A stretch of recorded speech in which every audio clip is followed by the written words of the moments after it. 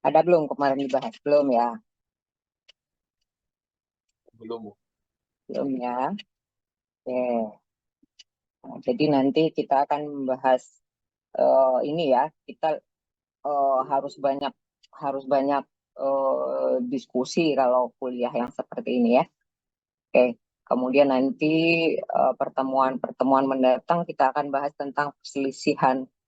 Jadi kemarin kan sudah belajar kontrak ya. Sudah belajar kontrak. Nah, kemudian nanti apa yang bisa terjadi di lapangan akan dibahas juga tentang perselisihan kontrak gitu ya. Kemungkinan ada perselisihan kontrak gitu. Oke, ini sudah tampil materinya ya.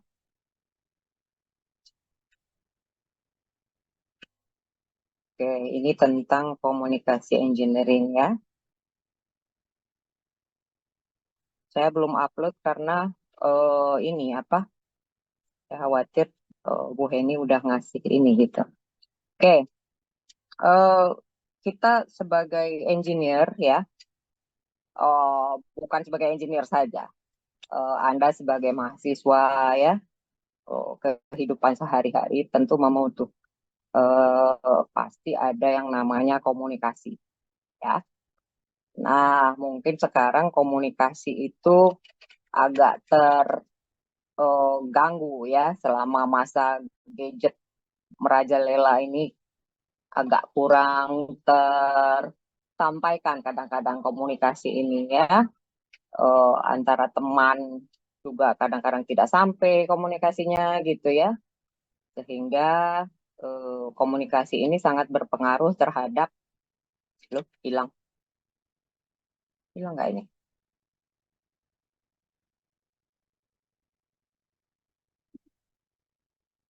Ini suara saya masih terdengar nggak? Ada bukan? Ada ya? Oh, Terdengar, oke. Bu. Oke, oke, oke. Oh, ini chatnya aja yang hilang. Oke ya.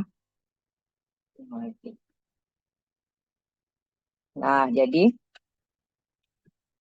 eh, pada saat kita ingin menyampaikan sesuatu, jadi kita, Anda sebagai engineer nanti di lapangan, ya bisa sebagai owner, bisa sebagai kontraktor, bisa sebagai konsultan ya, harus bisa membangun komunikasi yang baik supaya proyeknya jadi, proyeknya selesai gitu ya. Anda juga sebagai mahasiswa sekarang ya, sekarang komunikasinya sama dosen pembimbing, sama teman gitu ya, harus harus dibangun komunikasi yang baik gitu. Kalau tidak terjalin komunikasi yang baik, akan terjadi oh, apa yang Anda inginkan itu tidak tercapai gitu ya. Nah, jadi seperti sekarang nih beberapa pengalaman kami sebagai dosen gitu ya. Komunikasi, bagaimana Anda berkomunikasi ya, bagaimana Anda menyampaikan keinginan sama dosen juga kadang-kadang tidak tidak apa ya, tidak semestinya gitu ya, sehingga apa yang Anda ingin sampaikan tidak tersampaikan dengan baik gitu ya.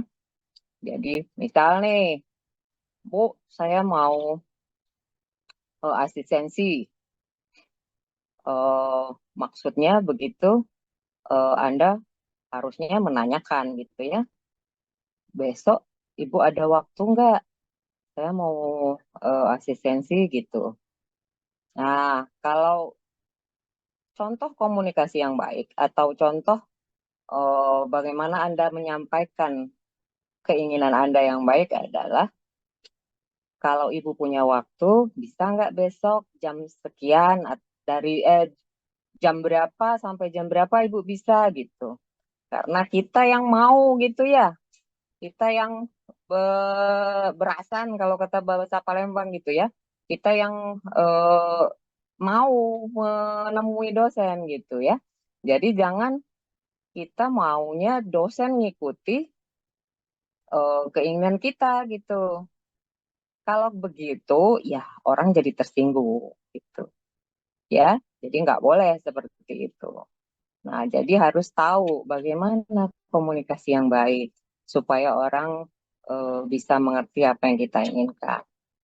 Nah, kalau di proyek ya, kalau di proyek Anda juga harus bisa menyampaikan komunikasi yang dimengerti ya. Bagaimana caranya? Kita punya, kita sebagai engineer punya dokumen kontrak ya. Kita punya dokumen kontrak. Dokumen kontrak itulah informasi yang harus kita sampaikan supaya apa yang diinginkan oleh masing-masing pihak itu bisa tersampaikan dengan baik ya. Bagaimana kita mau menyampaikan eh, informasi yang lengkap kalau kita mau eh, misalnya tugas akhir gitu ya, tugas akhir. Nah, informasi yang kita butuhkan itu dari mana saja? Contohnya ini nih, ya, kita punya jurnal. Makanya kami sebagai dosen menginginkan bahwa Anda sebagai mahasiswa tidak hanya menulis, ya, tidak hanya menulis, tapi ada sumber informasinya yang valid, gitu, ya, dan bisa dipertanggungjawabkan. Nggak boleh kita menyampaikan tulisan yang tidak ada referensinya. Nah, itu adalah komunikasi dan sumber informasi yang valid untuk kita sebagai engineer. Ya. Nah, jadi dokumen kontrak itu nggak boleh dianggap satu hal yang remeh.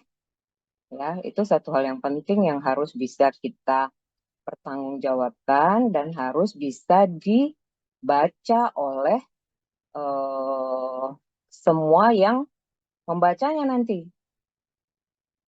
Ya, jadi kita harus bisa membangun komunikasi ini tadi. Ya, kalau kita bicara dengan tukang ya udah beda lagi nanti bahasanya. Ya, tapi dasarnya tetap tetap ya ada gambar ya, ada dokumen kontrak gitu.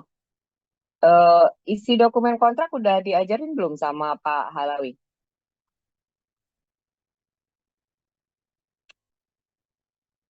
Halo?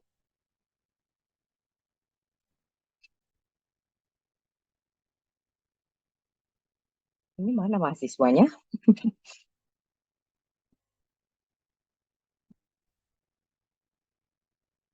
Sudah ya?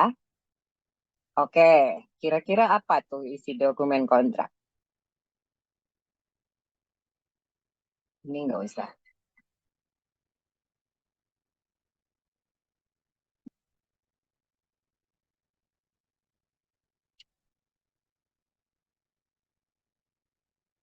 Isi dokumen kontrak.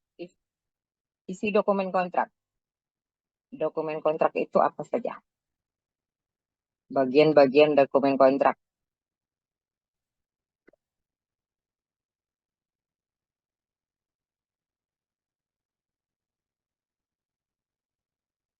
Oke, oke. Nanti coba nanti akan saya inikan lagi ya isi dokumen kontrak itu apa aja.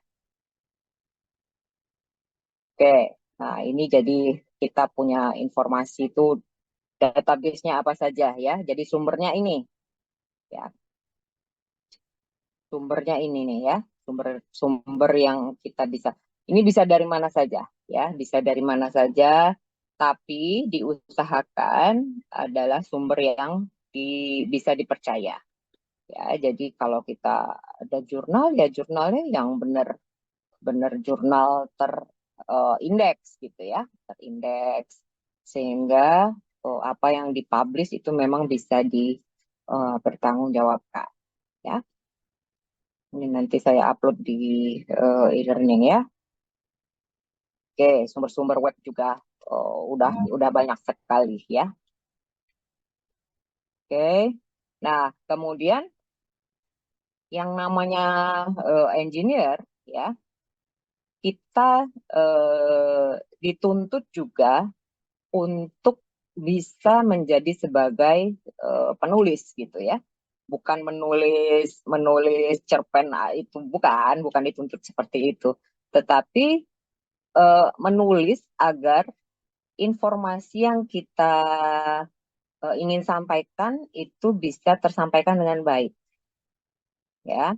Jadi yang namanya ada kita ada info, bukan hanya dosen ya, bukan hanya dosen, tapi kalau Anda sebagai eh, apa bisa jadi owner atau konsultan ya, kalau menulis dokumen kontrak itu juga harus menggunakan bahasa yang baku dan bisa dimengerti oleh nanti yang akan membacanya gitu ya, yang akan membacanya.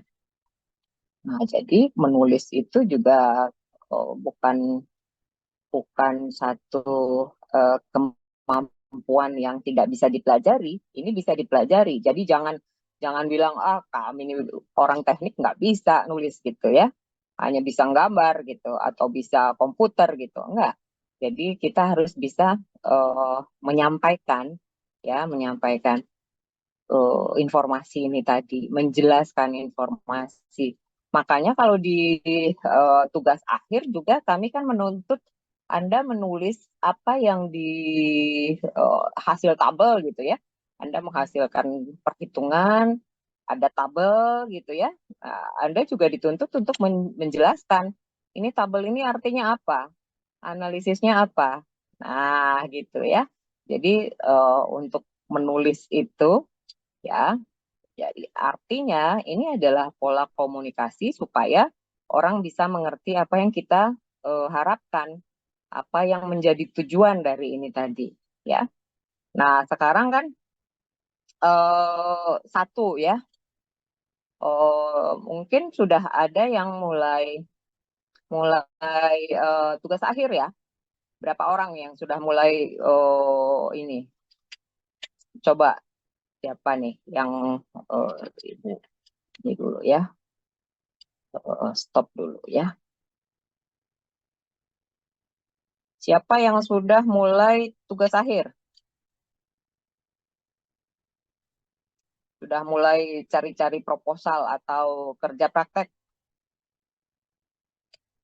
Wensen udah, Wensen?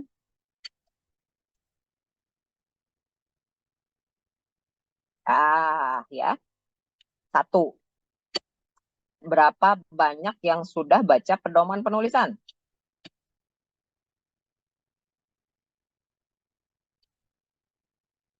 Sudah ya. Nah, jadi lihat pedoman penulisan ya. Jadi masih banyak sekali yang tidak bisa eh, menerapkan atau mungkin belum baca gitu ya. Tidak bisa menerapkan apa yang ada di pedoman penulisan di tugas akhirnya, di proposalnya ya. Ya, di proposalnya masih berantakan, di tujuannya ini tadi tidak memperlihatkan apa yang di latar belakang gitu ya. Nah, jadi itu adalah salah satu yang mencirikan bahwa kita belum bisa menjadi penulis yang baik gitu, ya, karena bacanya juga belum banyak. Nah, jadi engineer itu harus baca banyak ya sebelum bisa menulis.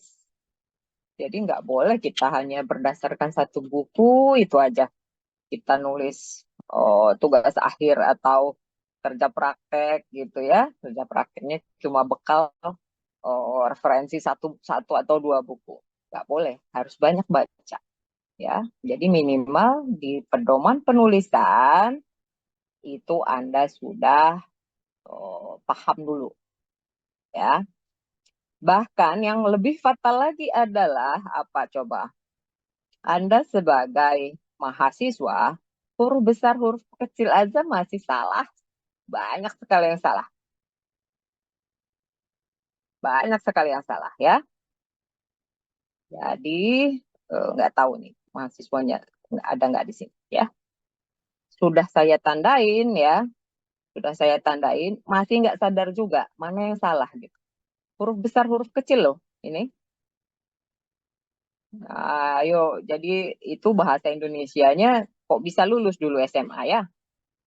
Jadi itu harus harus Anda lihat kembali bagaimana cara menulis yang benar gitu ya. Ayo, ini nggak ngerasa nggak ini?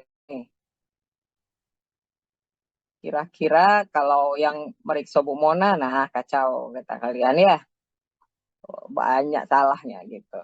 Ya, jadi harus bisa menjadi penulis yang baik. Karena kalau kita pola menulis kita tidak bisa dimengerti gitu ya. Begitu orang mau baca tulisan Anda ya nanti jadi tidak tersampaikan ya apa yang menjadi tujuan penelitian gitu ya atau apa yang jadi ini dokumen kontrak ini gitu ya dokumen kontrak itu kan adalah dasar dari satu proyek untuk bisa mencapai tujuan. Tujuannya apa? Proyeknya selesai tepat waktu ya sesuai dengan tujuan manajemen proyek kita. Jadi constraint-nya adalah apa biaya, mutu dan waktu. Nah kalau dokumen kontraknya nggak benar, ya itu nanti tidak tercapai BMW-nya ini tadi ya biaya mutu waktunya ini tadi. Oke, sampai sini ada pertanyaan?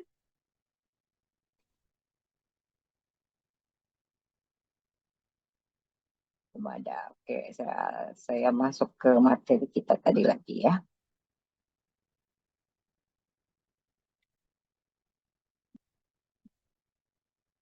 Oke, ya. Jadi kita ada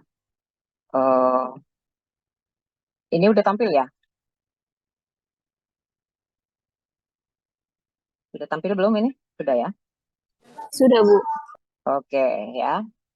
Nah, kemudian bukan hanya penulis juga ya. Bukan hanya penulis, jadi kita harus bisa menyampaikan apa yang kita tulis juga kadang-kadang juga harus kita sampaikan secara lisan ya. Oh nggak bisa pindah ini. Pindah ke ini tadi ya.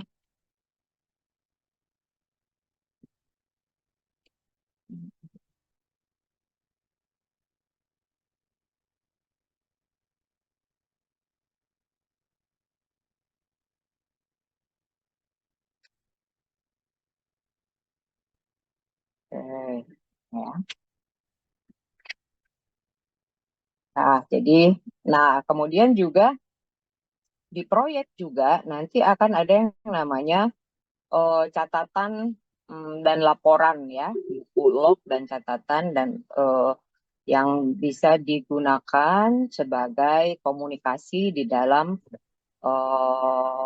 di lapangan atau di instansi gitu ya, atau di instansi. Nah, jadi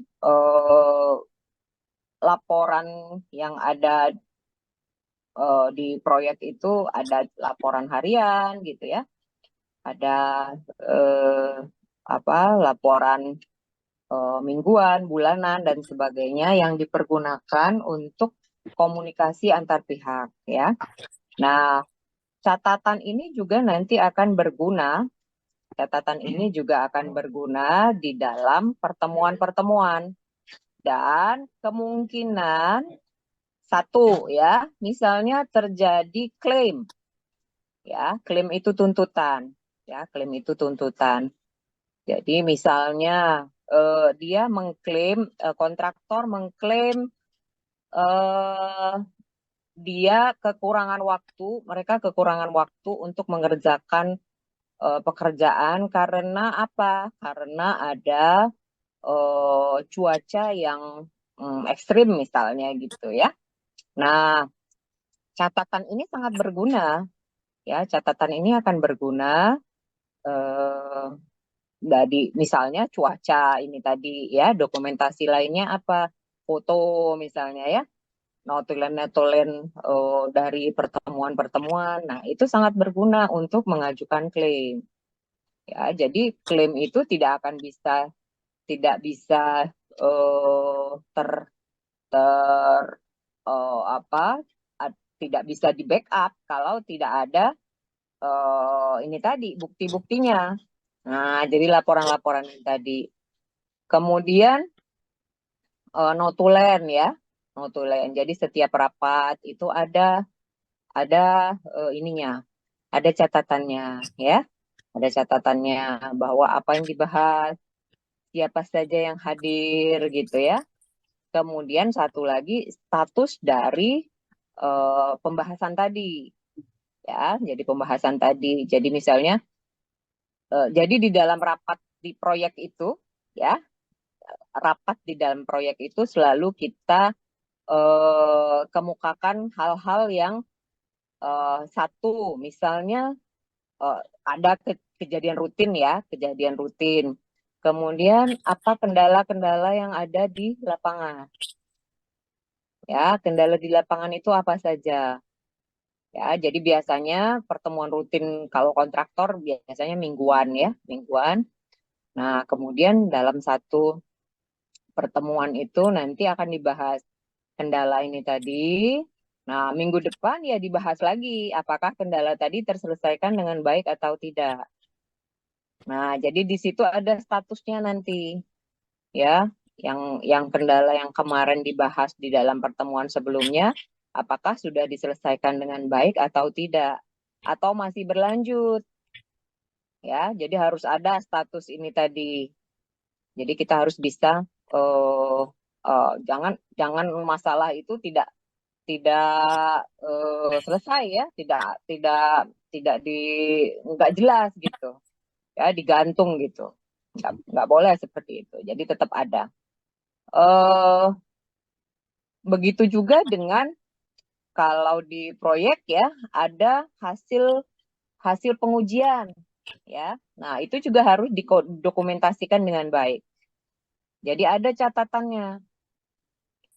Nah, jadi selama ini saya beberapa kali melihat hasil laporan KP mahasiswa ya, itu hasil pengujian lab satu contoh beton ya, itu beton eh, tidak didokumentasikan oleh mahasiswanya dengan baik gitu ya.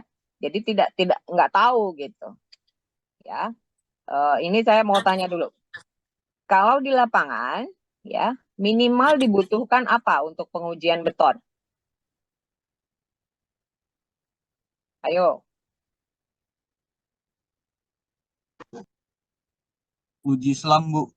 Islam, oke, satu. Apalagi? Selam biasanya berapa? Berapa senti tuh di ini kan?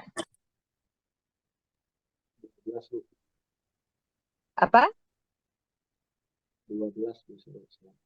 Nggak jelas ngomongnya.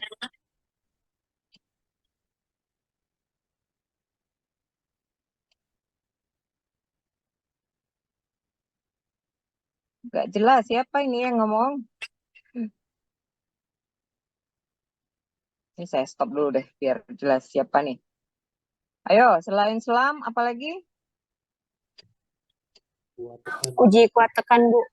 Kuat tekan, oke. Kuat tekan itu, oke, nanti kita bahas ya, kuat tekan.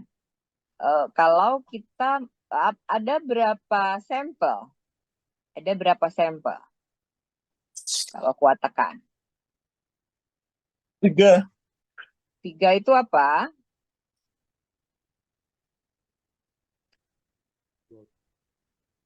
Tiga itu apa? 3 sampel, Bu. Waktu umur 7 hari, 14 hari, sama 20 Nggak hari. jelas. Yang jelas, yang ini Alexan ya? Nggak jelas suaranya. Udah jelas belum, Bu? Nggak, belum. Masih mendem suaranya. Kamu pakai itu, speaker, pakai ini ya?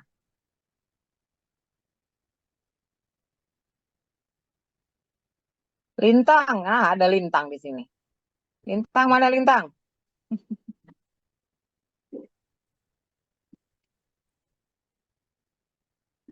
Ya, Bu.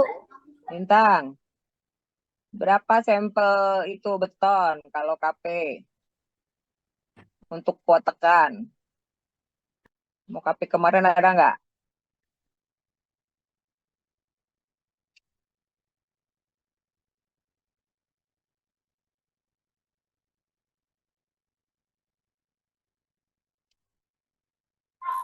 Ya, Bu. Kalau kemarin saya ada yang 15, Bu. Mm-mm. Oke. Oh, sampel itu di, diuji pada saat kapan saja itu kita mau lihat hasil kuat tekannya itu. Yo, yang lain.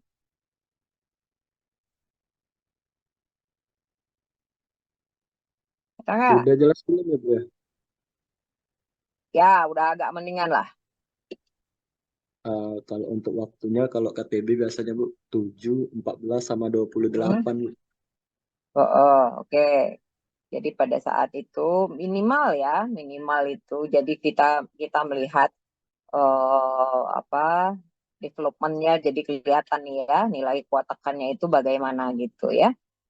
Nah, jadi eh, itu harus terlihat ya, harus terlihat laporannya ini tadi, laporan pengujiannya ini tadi. Nah, kalau kita tidak tahu Anda sebagai peserta KP, ya ini benar nggak hasil kuat tekannya gitu ya? Atau misalnya selain selam, ini kan sebelum jadi nih, ya sebelum jadi masih dalam sampel eh, beton segar gitu ya, beton segar. Nah, apalagi yang bisa dilakukan untuk pengujian beton?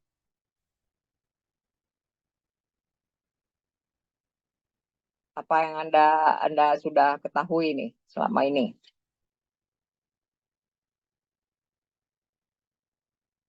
Yang mahasiswa MBKM mana ya? Ada nggak?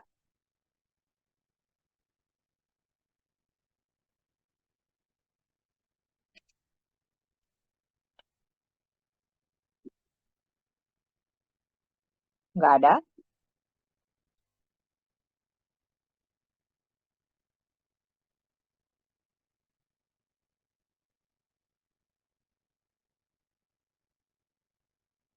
Radin Zenara, kagak nih orangnya nih.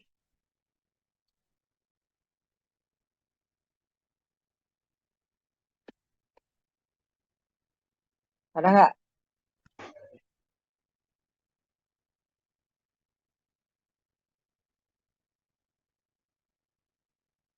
Nggak ada.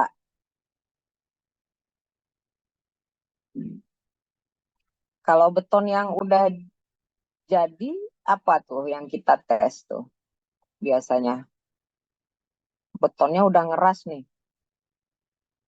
Kemarin ternyata nggak, misalnya pengetesannya beton segarnya nggak ini, eh, nggak tidak memuaskan misalnya gitu ya.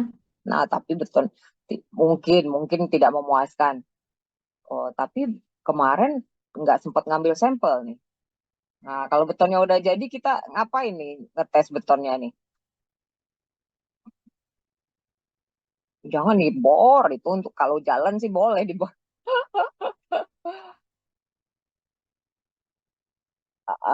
Iya kalau kalau kalau kalau ini ya, kalau jalan, kalau kalau gedung ya jangan dibor ya. Apa tuh kalau ini? Yang simpelnya apa tuh? Kalau jalan masih boleh ya dibor ya.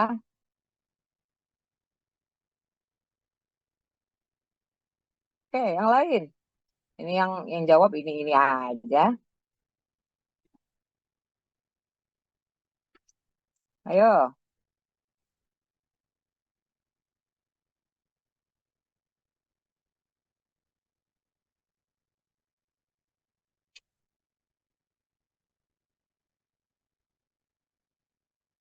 Muhammad Aufa. Mana nih orangnya?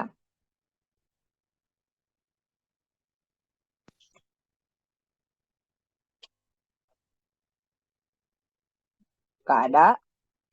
Jangan mentang-mentang kita off cam jadi kalian tidur ya. Cynthia, mana nih Cynthia?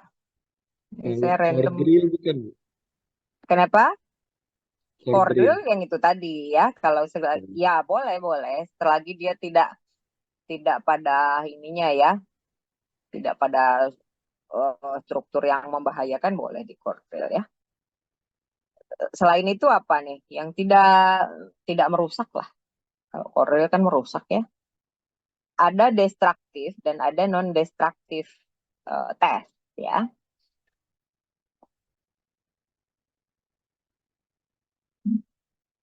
Ada yang tahu lagi nggak yang non destruktif? Ada pernah dengar hammer test?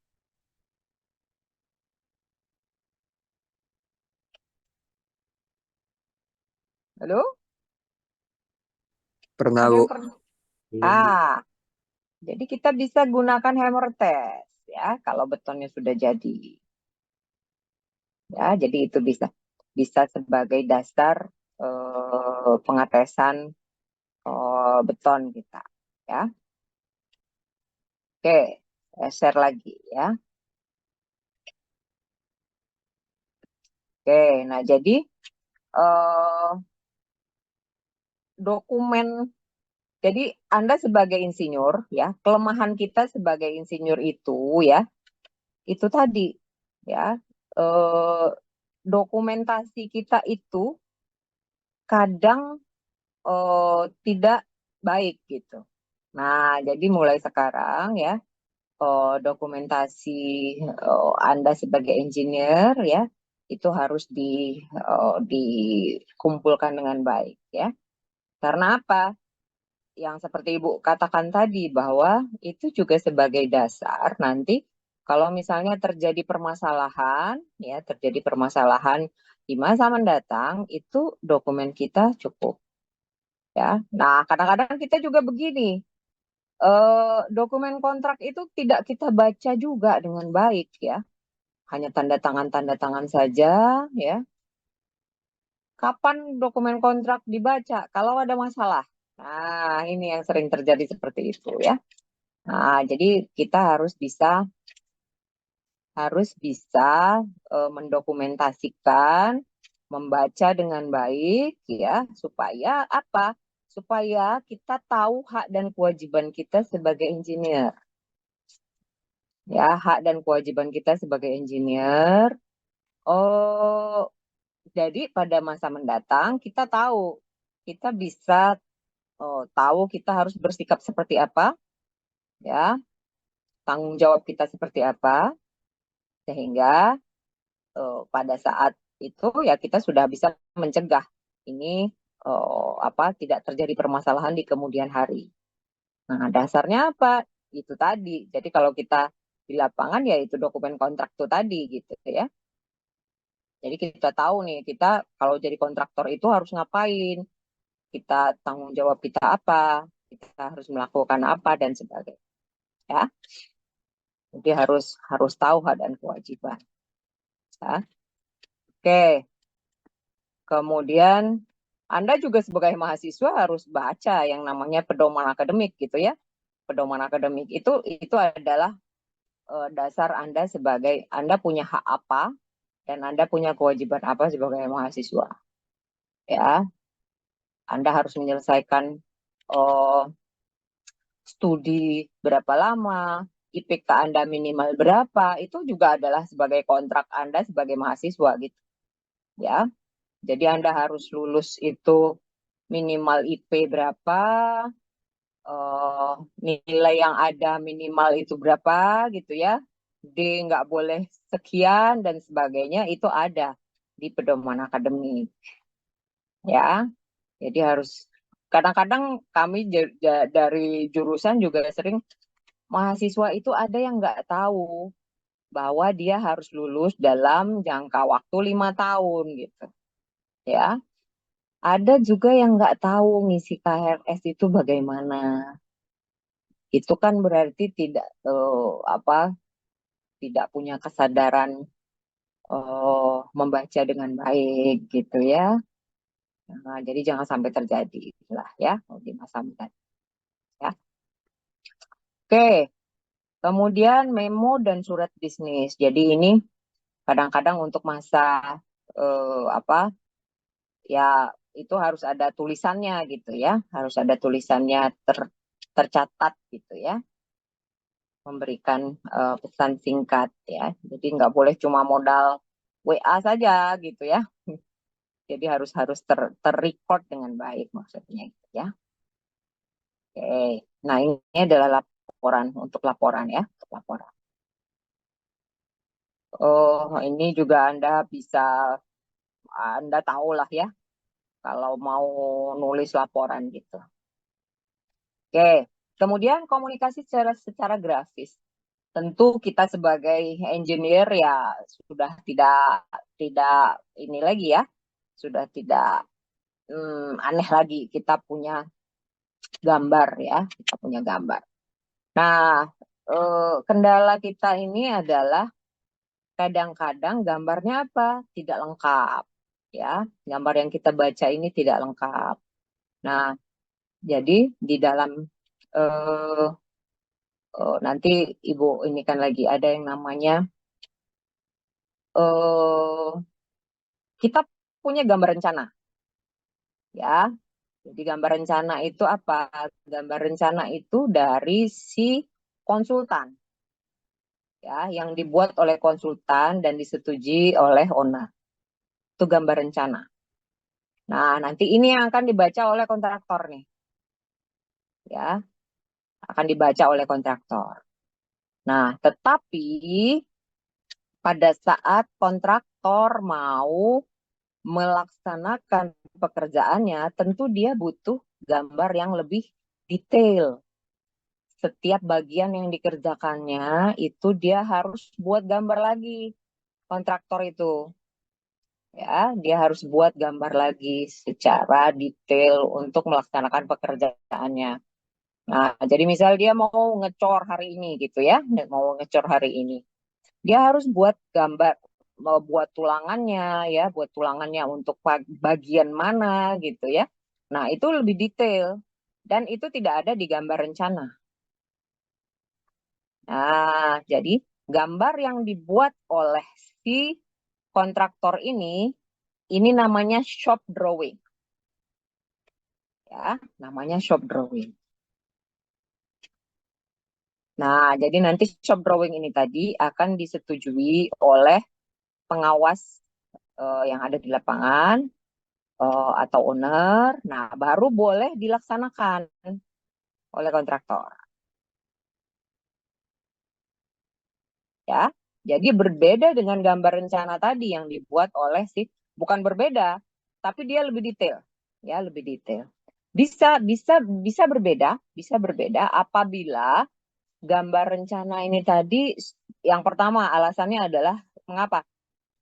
Sulit dilaksanakan. Nah, jadi apa yang dirancang oleh konsultan tadi bisa jadi dia berbeda yang dilaksanakan di lapangan.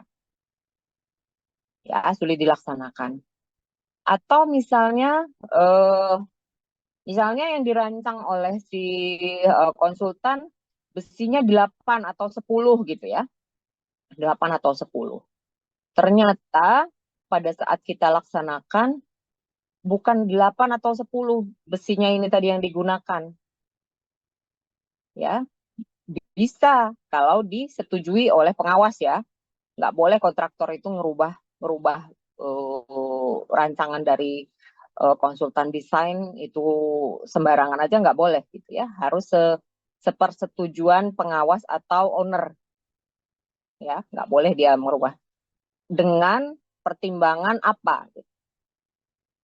Nah, jadi dari gambar rencana dengan pelaksanaan di lapangan itu bisa saja terjadi perubahan dengan alasan ini tadi. Ya. Jadi bisa jadi dia akan berbeda antara apa yang ada di gambar rencana dengan shop drawing. Ya, shop drawing. Oke. Sampai sini bisa dimengerti?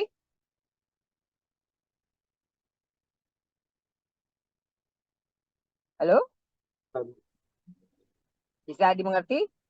bisa. Ya. Jadi sampai Bu. pelaksanaan, ya sampai pelaksanaan ini yang namanya shop drawing, ya. Jadi kontraktor nanti akan membuat setiap detail pekerjaannya dalam bentuk shop drawing ini tadi, ya shop drawing ini tadi, dan harus harus dengan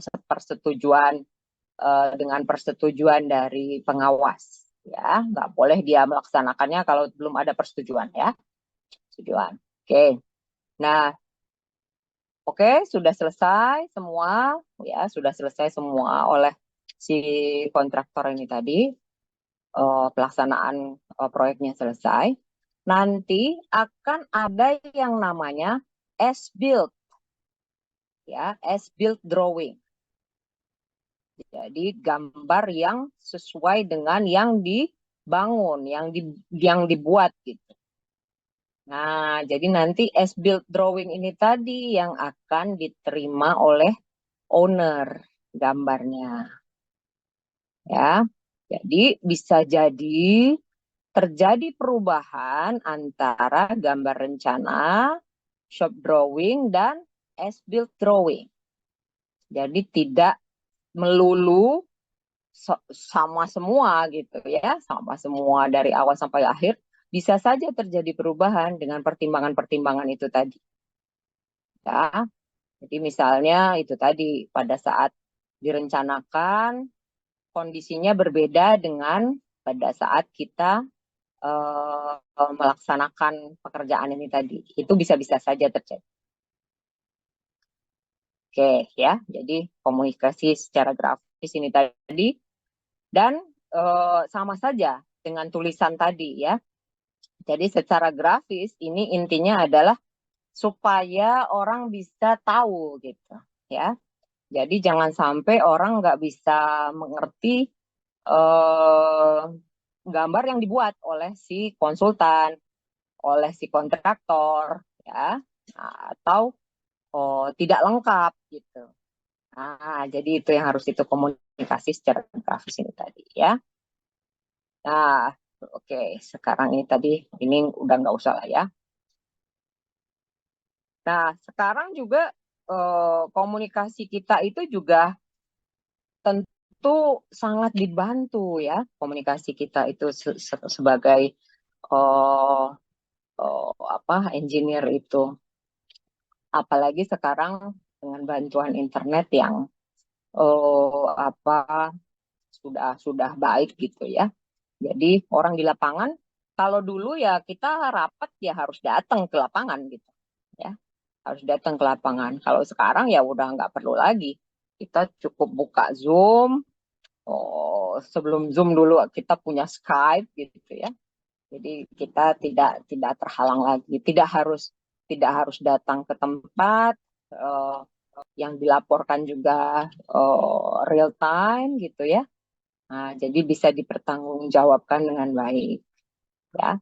Jadi kita tidak harus melulu on-site itunya rapatnya, ya. Dan itu juga menghemat dari sekian banyak biaya perjalanan dinas kalau sekarang gitu, ya. Oke. Nah, satu lagi itu tadi. Kalau tadi kita sebagai penulis, eh, profesi insinyur itu juga sebagai pembicara, ya. Bicara salah satunya ya saya, ya, pembicara. Nah, jadi yang namanya panduan berbicara itu eh, sama, ya, intinya komunikasi gitu, ya. Kita harus bisa menyampaikan apa yang diharapkan supaya tujuannya tercapai, ya. Nah, jadi kalau kita mau kita sebagai engineer itu ya eh, leadership, ya. Kita utamakan sebagai leadership sekarang. Kalau Anda sebagai orang di lapangan nanti ya leadershipnya harus jalan. Orang sipil itu harus harus bisa memimpin, ya. Jadi walaupun kita sebagai bawahan, kita kita harus punya jiwa pemimpin. Nah, jadi kita kalau bicara, ya, itu salah satunya adalah memperlihatkan bahwa kita punya jiwa kepemimpinan yang baik gitu. Jadi kita kalau bicara bagaimana kita menyampaikan materi gitu ya, menyampaikan apa yang menjadi tujuan kita ya. Jadi kalau kita jadi contohnya ya, kadang-kadang kalau kita presentasi itu di tugas akhir gitu ya, ada penyampaian yang tidak perlu gitu ya, itu harus kita perhatikan dulu. Jadi harus diperhatikan apa nih, maunya ini apa ya. Kadang-kadang dari penelitian ini apa nih yang mau diharapkan gitu ya. Nah, itu harus harus dipersiapkan. Kemudian penyampaian materi juga jangan terlalu lama gitu ya. Ya, terlalu lama.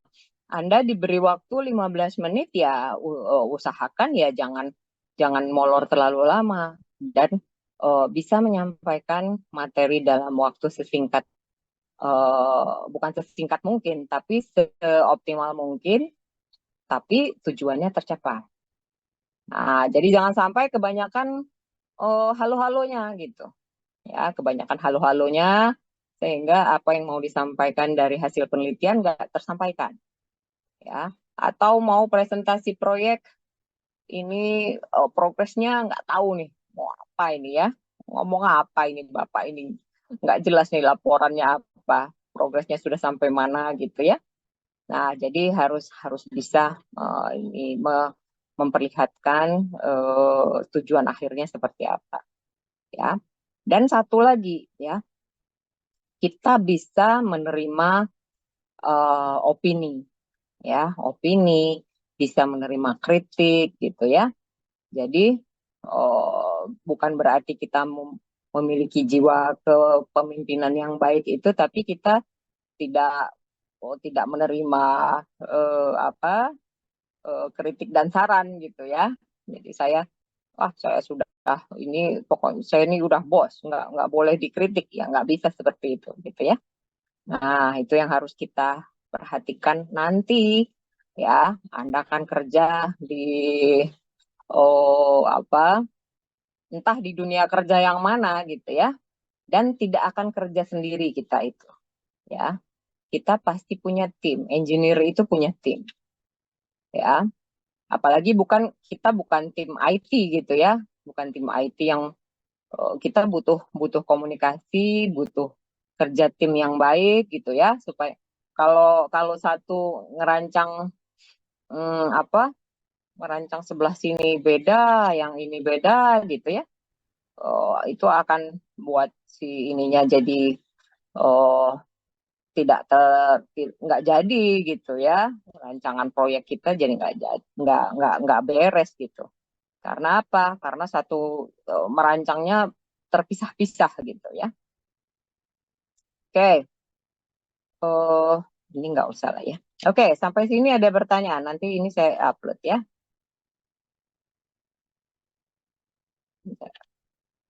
Oke, saya masih belum kuat duduk lama ini. Oke, ada pertanyaan sampai sini? Untuk waktu kuliah mungkin nanti kita diskusikan lagi ya.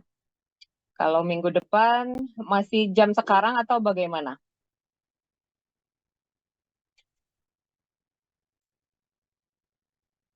Ya, minggu depan ya. Minggu depan. Oke, kalau Ibu saya mungkin masih ada kontrol ke dokter dan sebagainya. Jadi nanti saya komunikasinya sama Ensen aja ya. Oke. Ada pertanyaan yang lain?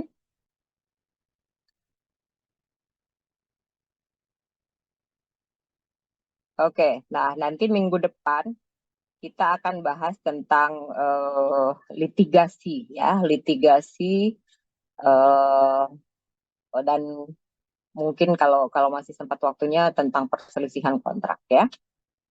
Semua sudah ngabsen di e-learning?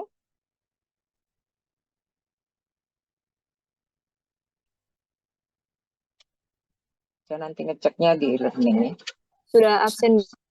Oke, ya nanti kita eh, komunikasikan lagi ya. Jadi minggu depan kira-kira jam jam segini lagi ya kita kuliahnya ya. Jadi ini apa?